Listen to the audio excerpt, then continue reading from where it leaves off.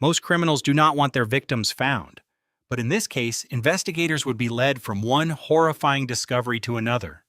A burned car, human remains hidden in the trunk, a teenage girl missing, a letter with a map and a chilling message. We had fun with this one. No one could find a single clue strong enough to prove they were on the right path. It became a true mystery, the kind that leaves investigators haunted because every answer only opens the door to something darker. A mother, her teenage daughter, and their young friend began a long-awaited trip to California's Yosemite National Park. None of them could have imagined that within that peaceful landscape, someone was watching, waiting for the right moment to act. Marla Whitaker, her daughter Brooke, and their friend Luciana Vega, an exchange student from Argentina, checked into the Cedar Lodge in El Portal, California, just outside Yosemite. The three had visited the University of the Pacific to explore a cheerleading program and the school itself. Since they were already in California, they decided to continue on to the park for sightseeing. They spent the day hiking through Yosemite and enjoying the scenery. Later, they ate an early dinner at the hotel restaurant before returning to their room. By the next morning, when a housekeeper came by, nothing seemed unusual. The room key had been left in a noticeable place, making it look as though the guests had simply checked out and gone on their way. Meanwhile, Marla's husband, Warren, waited for his wife and the girls at the San Francisco airport. The plan was for them to meet there, then fly to Arizona to visit his sister in Phoenix. When Marla and the girls did not arrive, Warren wondered if he had misunderstood the schedule. He continued on to Arizona thinking he would either find them there or that they would arrive shortly after him. But Marla still did not appear. Growing concerned, Warren called the Cedar Lodge to ask whether his wife was still there. The clerk told him she had never officially checked out, though it looked as if she had left. At first, that did not seem completely unusual. Visitors to Yosemite sometimes took side trips without telling anyone. The park attracted travelers who changed plans on a whim. So the women's silence did not immediately look like a crime. Warren then called Marla's parents. Her father, Russell Benton, told him that neither he nor his wife had heard from their daughter. That evening, Warren filed a missing persons report with the Mariposa County Sheriff's Department. Family members also went to the Cedar Lodge and the surrounding area themselves. They asked questions, spoke with members of the Sheriff's Department, and insisted that something was wrong. They knew the women needed to be found. Authorities searched Marla's room at the lodge. Because of the hotel's irregular cleaning cycle, the room had not been disturbed. Nothing looked out of place. The furniture was not overturned. The beds were not torn apart. There were no signs of violence. The towels and washcloths in the bathroom had been used, as if the women had showered, cleaned up, and left. Mariposa law enforcement questioned hotel staff and guests. People remembered a mother, a daughter, and a friend. But no one had seen them since the evening they rented a movie at the front desk. Then investigators made a troubling discovery. Marla's rental car had not been returned. No one could explain why. At first, investigators had to consider every possibility. Sometimes people disappear because they want to disappear. Other times, they vanish because of an accident. In Yosemite, the roads can be dangerous. Weather changes quickly. Fog, moisture, and slick pavement can make driving treacherous. Cars sometimes leave the road and are not discovered until much later. Knowing that time mattered, authorities issued an alert for the missing women. But days passed, and there was still no sign of Marla, Brooke, or Luciana. Then a Good Samaritan provided a lead that shifted the entire investigation. Marla's identification and credit cards were found by a teenager more than 100 miles away in Modesto. That discovery changed the emotional weight of the case. Most people do not willingly part with their wallet. A wallet holds a person's identity. Finding pieces of Marla's identity far from where she had last been seen created deep concern. The investigation widened when authorities learned that Luciana was not a U.S. citizen. Because she was an Argentinian national, local authorities contacted the FBI. They believed federal agents needed to be aware of the case, and they knew the Bureau had greater resources. The FBI joined the investigation and responded aggressively. The office had a strong policy of taking missing person cases seriously, especially when children or teenagers were involved. As in any investigation, the first step was to eliminate those closest to the victims as suspects. If a wife disappears under mysterious circumstances, the husband will be investigated, at least enough to make sure he had no role in it. Investigators quickly noticed a contrast between Marla's father and her husband. Russell Benton was emotional and deeply passionate about finding out what had happened. Warren seemed colder and more distant. His demeanor made investigators suspicious. They asked Warren to take a polygraph test. During the interview, they questioned him about behavior that seemed strangely calm. He had waited for Marla and the girls to arrive, and when they did not, he had gone out to play golf before checking back with the family. The interview lasted for hours. But when it was over, Warren showed no signs of deception. Investigators were back where they started, facing a terrifying mystery with no time to lose. Their work was made even harder by the terrain. Yosemite Valley is filled with dangerous roads, hidden areas, and, according to some, dangerous people. Modesto sits in California's Central Valley, where authorities dealt with drug users, parolees, and others released from prison who often gravitated to the area. Police wondered whether Marla, Brooke, and Luciana had accidentally stumbled onto illegal activity and paid the price. But the women did not fit the profile of people who had simply wandered into trouble through reckless choices. They were not drinkers. They were not using drugs. They were not partying. They were sightseeing. For them to miss planned meetings was extremely unusual. From the beginning, the case carried the feeling that something tragic had happened. As investigators considered their next move, a lead confirmed their growing fears. They discovered suspicious calls connected to the victim's bank account. It became their responsibility to determine whether those calls played any role in the disappearance and whether they could help identify where the women might be. But the calls had been made from local payphones, and every attempt to track the caller failed. Investigators set up a command center at a hotel in Modesto and began sorting through thousands of leads. Searchers continued combing the dense wilderness, while FBI agents re-interviewed the entire hotel staff. When an FBI agent shows a badge, people often react differently than they do with local police.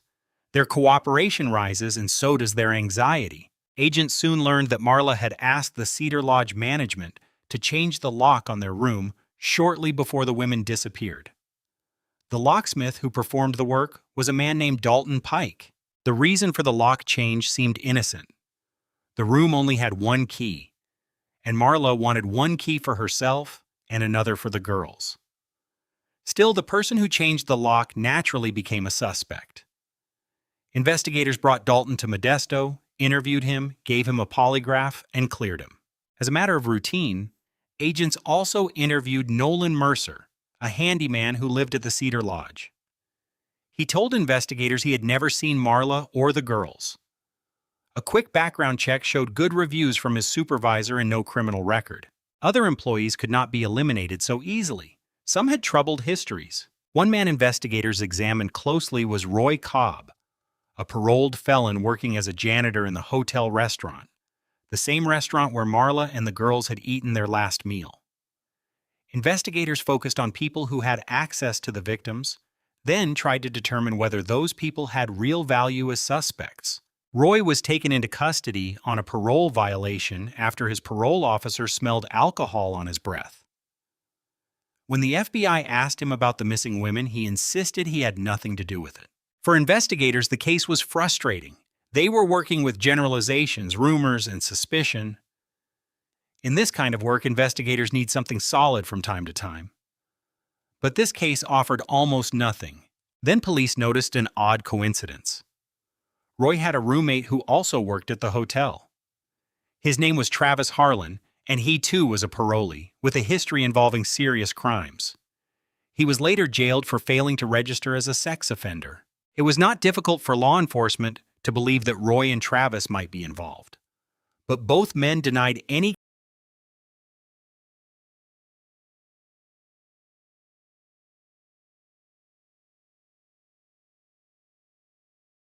connection to the missing women. After careful investigation, both were fully cleared. That was one of the hardest parts of the case.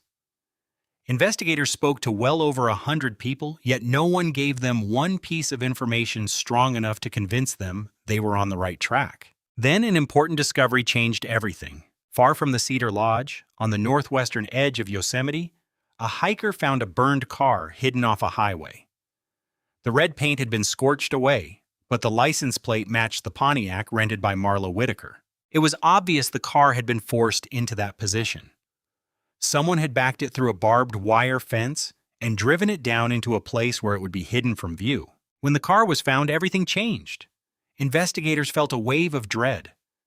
They hoped against hope that the scene would not reveal what they feared. The fire had been intense.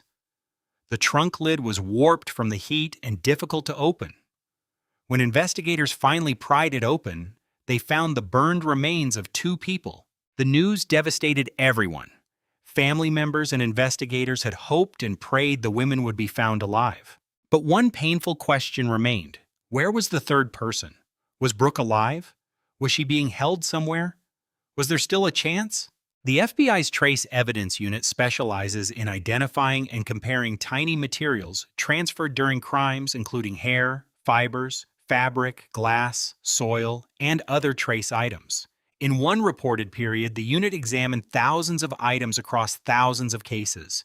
With two bodies found in the trunk and one victim still missing, investigators began a massive search.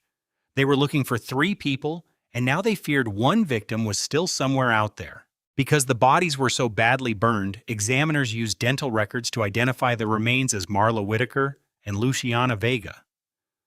The news was heartbreaking, but investigators had to remain focused on Brooke, who was still missing. Some held on to hope that Brooke might be alive. But experienced investigators knew the reality was grim. Authorities searched the area around the burned car.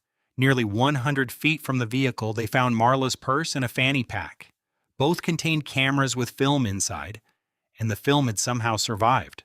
The photograph showed Marla, Brooke, and Luciana enjoying themselves, full of life.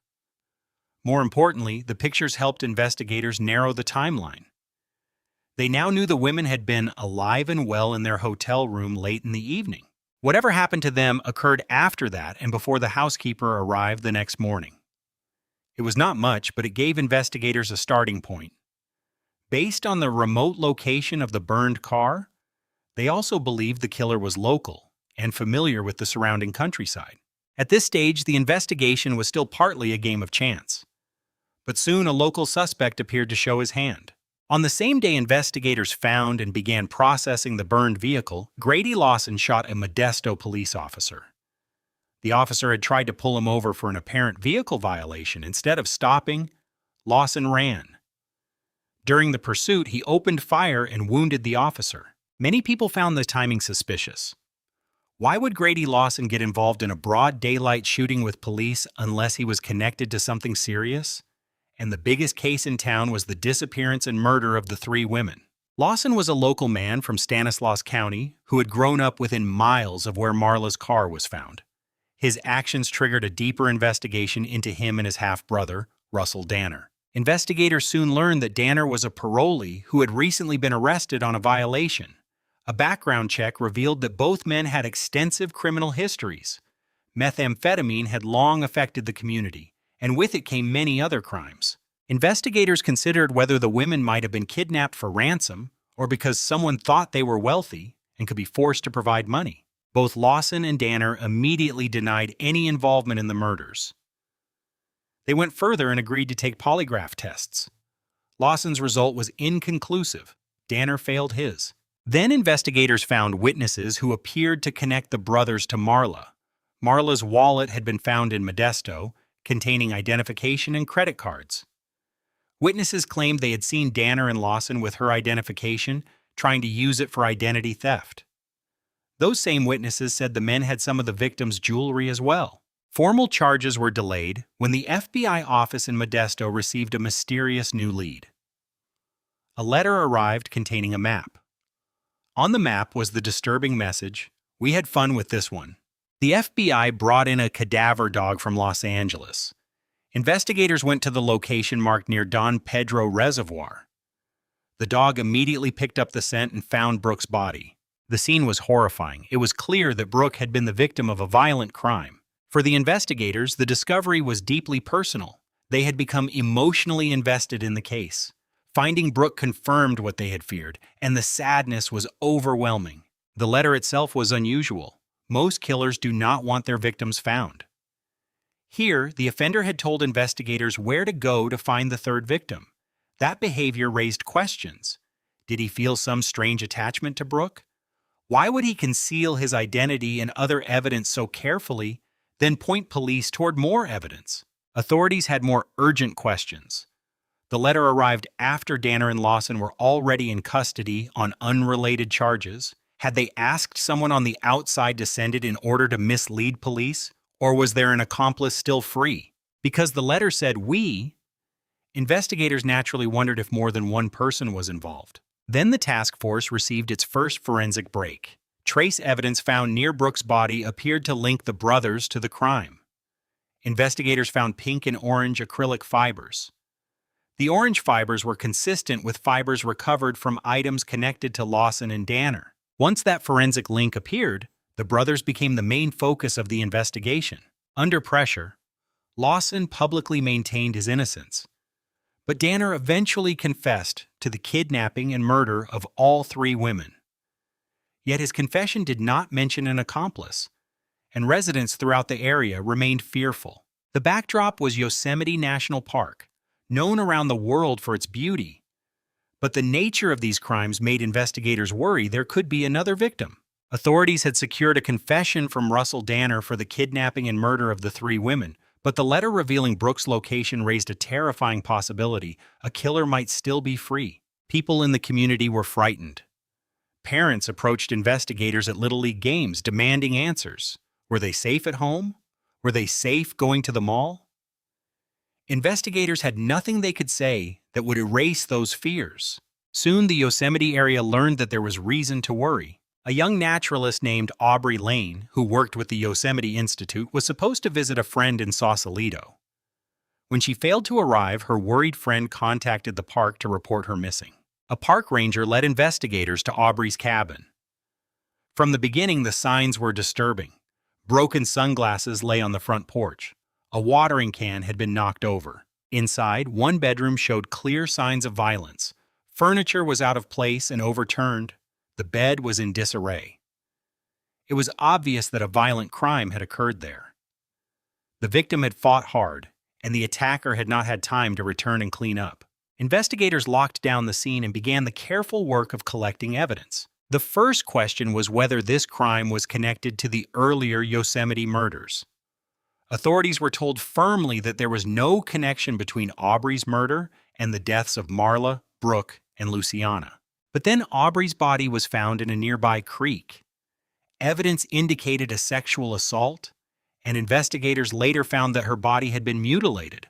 The latest crime sent shockwaves through the community all over again. The first murders had already been horrific enough. As details of Aubrey's death emerged, people were sickened and frightened. How could this have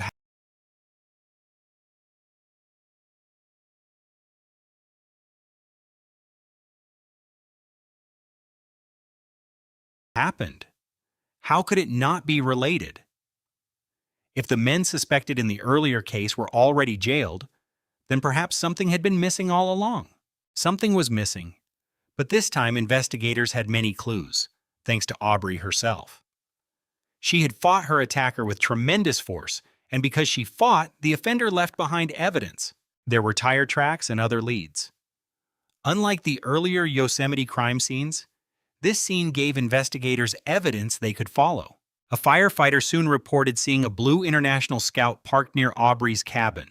Park rangers traced the registration and were surprised to discover that the vehicle belonged to Nolan Mercer, the Cedar Lodge handyman who had been interviewed months earlier during the investigation into Marla, Brooke, and Luciana's disappearance. Team members searched the area and soon found the Scout near a riverbank. Mercer was nearby, sunbathing and smoking marijuana. Officers confiscated the marijuana and took him in for questioning. When investigators asked Mercer about being in Aubrey's neighborhood with his Scout, He denied ever being there, either by himself or with his vehicle. After several hours, he was released. But investigators were not satisfied. They quickly compared the tire tracks outside Aubrey's cabin with photographs of Mercer's tires taken while he was being questioned. The front tires matched, and the rear tires were different. Both sets of tire impressions had been found at the crime scene. Mercer denied ever being there. That made investigators like him as a suspect. Police later arrived at the Cedar Lodge to question Mercer again, but they were told he had not reported to work. Authorities immediately issued a lookout alert for him. Soon after, the FBI received a tip that Mercer was at a California nudist colony south of Sacramento. When agents arrived, someone was waiting for them, excited and alarmed. Mercer was in the restaurant eating breakfast, fully clothed. When he saw agents standing at the doors, he stood up and placed his hands on his head. That was not normal behavior, and agents knew he was the man they had come to find. At the FBI Sacramento field office, agents prepared to confront Mercer about Aubrey's murder. Because they had taken him away from breakfast, they ordered pizza and called for a polygraph examiner. While waiting, they took photographs and fingerprints. The polygraph examiner arrived around the same time as the pizza. Agents gave Mercer a choice: eat first or take the polygraph first. Mercer answered that they should skip the polygraph. He wanted to talk to Special Agent Calvin Rourke alone. That was the moment investigators realized something unexpected was happening. The agents in Sacramento did not know what to expect when Mercer asked to speak privately. He told Agent Rourke that he felt like a bad person. He said he had done bad things and felt ashamed. Sometimes, he said, he felt there could be world peace. Other times, he felt as if he could kill everyone in the world. Rourke asked what he meant. Mercer said he could give them closure on this case.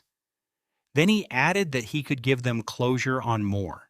When he said more, Rourke wondered what else there could possibly be.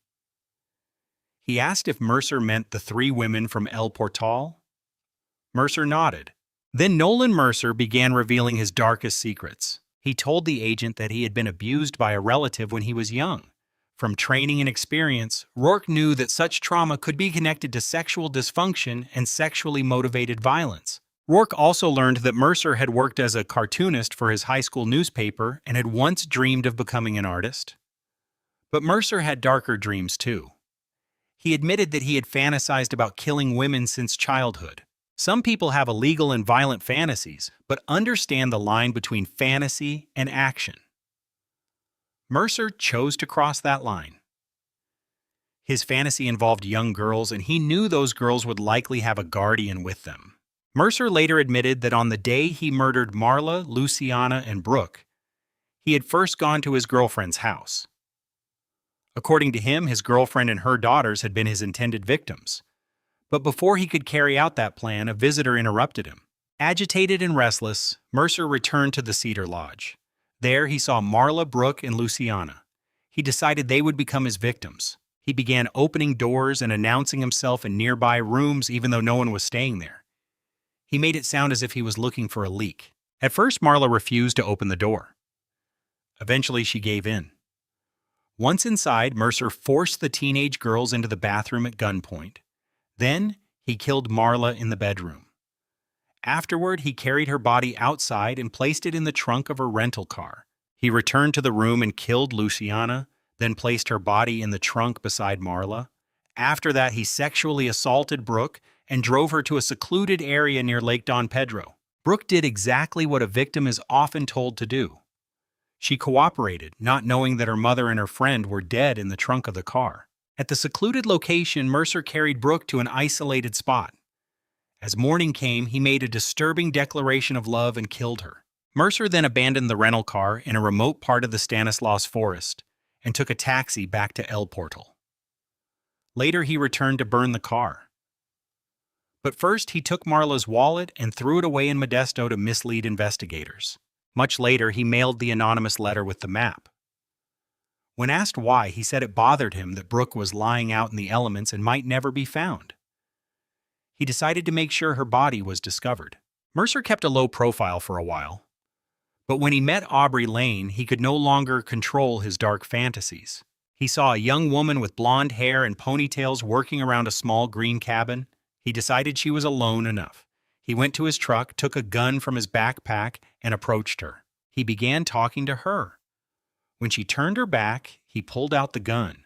Mercer forced her inside the cabin. She was small and he was strong, but she fought for her life. She was energetic, full of life, and she fought so fiercely that Mercer felt he was losing control of her. After a violent struggle, Mercer subdued her and put her in his vehicle. As he drove away, Aubrey launched herself from the back seat through the passenger side window. She hit the ground, rolled, got up, and ran. Mercer chased her. Unable to regain control, he killed her. Investigators believe the mutilation that followed was about control, about knowing he could do it. It did not take long for investigators to confirm that Mercer had no connection to Lawson and Danner. Both men were fully cleared of involvement in the Yosemite murders. Once Mercer became a suspect in Aubrey's murder, the forensic pieces began to fit together. The case against him became strong. Investigators had never felt fully confident about Lawson and Danner. Aside from the orange acrylic fibers, there had been no solid forensic evidence tying them to the disappearance of the first three victims. Agent Rourke believed that because Lawson and Danner were involved in identity theft, they may have found the wallet and belongings Mercer threw away in Modesto. By handling those items, they could have come into contact with the orange acrylic fibers. But the reason behind Danner's confession and the brothers' claimed participation remained a mystery. Because they used narcotics. Authorities wondered whether they had been involved in crimes they could not clearly remember, and may have believed they were part of something they were not. Investigators struggled to understand why Lawson and Danner would claim involvement in such a terrible crime.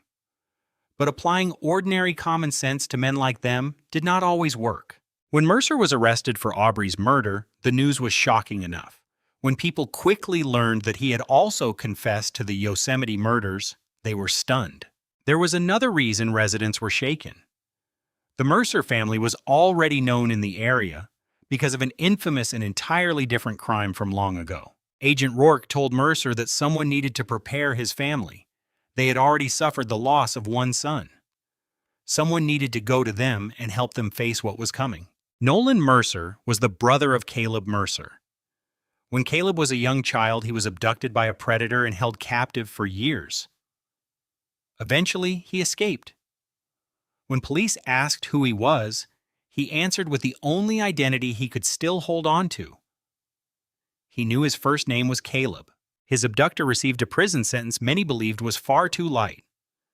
Caleb, however, did not get the peaceful future he deserved. He later died in a motorcycle accident as a young adult. The earlier case had received national attention through television and books. It had been a painful story for the community. Then, in an even darker twist, Caleb's older brother became a serial killer. Many people could hardly accept how the case ended. Mercer was later tried for Aubrey Lane's murder and received a life sentence in federal prison with no possibility of parole. He was later tried for multiple felonies, including the murders of Marla, Brooke, and Luciana.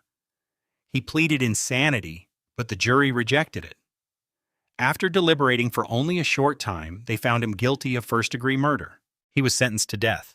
The victim's loved ones believed the sentence was appropriate, given what he had done to 4 innocent human beings through premeditated violence, torture, and sexual assault. Nolan Mercer remains on California's death row. Investigators believe that if they had not arrested him for Aubrey Lane's murder, there would have been more victims. He would have kept going until someone finally stopped him.